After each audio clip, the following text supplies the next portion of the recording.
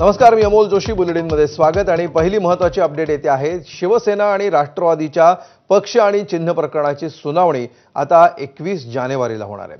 आता नवीन वर्षातच ही सुनावणी होणार आहे.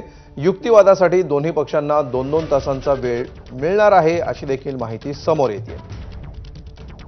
त्यामुळे स्थानिक स्वराज्य संस्थांपूर्वी या प्रकरणाचा निकाल लागेल का, ज्याची सर्वजण वाट पाहत होते. मात्र आता 21 जानेवारीपर्यंत ही सुनावणी पुढे गेलेली आहे.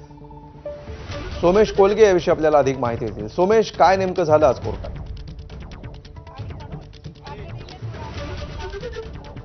अमोल, आज सर्वोच्च न्यायालयामध्ये शिवसेना आणि राष्ट्रवादी काँग्रेस या दोन्ही पक्षांचं नाव, चिन्ह आणि पक्षाचा जो वाद आहे, ज्यामध्ये निवडणूक आयोगाने निकाल दिला होता एकनाथ शिंदेंना पक्ष देण्याचा आणि अजित पवारांना पक्ष देण्याचा, या निकालाला आव्हान दिलं गेलेलं आहे निवडणूक आयोगाच्या निर्णयाला सर्वोच्च न्यायालयात.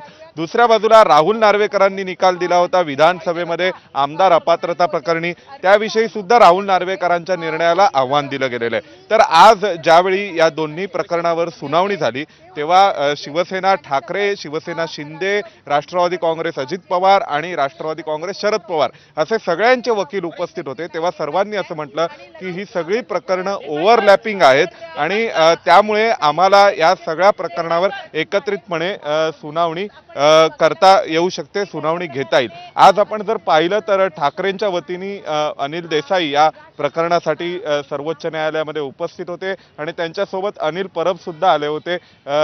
शरद पवारांच्या बाजूने मात्र या संपूर्ण प्रकरणी त्यांचे वकील प्रांजल अग्रवाल आलेले होते आणि अजित पवार किंवा एकनाथ शिंदेंच्या वतीने कोणी आलेले नाहीत. आपण पाहिलं तर त्यांनी माध्यमांची प्रतिक्रिया दिलेली नाहीये. परंतु या संपूर्ण प्रकरणात जेव्हा चारही वकिलांनी सांगितलं की हे सगळे इश्यूज हे ओव्हरलॅपिंग आहेत आणि ओव्हरलॅपिंग इश्यूज असल्यामुळे आम्हाला सर्वसाधारणपणे 2 तासाचा वेळ हा पिटिशनरला आम्ही देऊ आणि 3 तासाचा वेळ रिस्पॉन्डंट्सना देऊ. म्हणजे शरद पवारांना आणि उद्धव ठाकरेंना आम्ही साधारणपणे 3 तासाचा वेळ देऊ, माफ करा, आणि रिस्पॉन्डंट्स म्हणजे अजित पवार आणि एकनाथ शिंदेंना आम्ही 2 तासाचा वेळ देऊ, असं या प्रकरणी सर्वोच्च न्यायालय म्हणाले. म्हणजे ही सुनावणी आता थेट पुढच्या वर्षामध्ये गेलेली आहे. सोमेश, तुम्ही आमच्याबरोबर असेच उपस्थित राहा. आणखी एक महत्त्वाची बातमी दिल्लीहून आहे, त्याविषयी तुमच्याकडून अधिक माहिती घेऊया.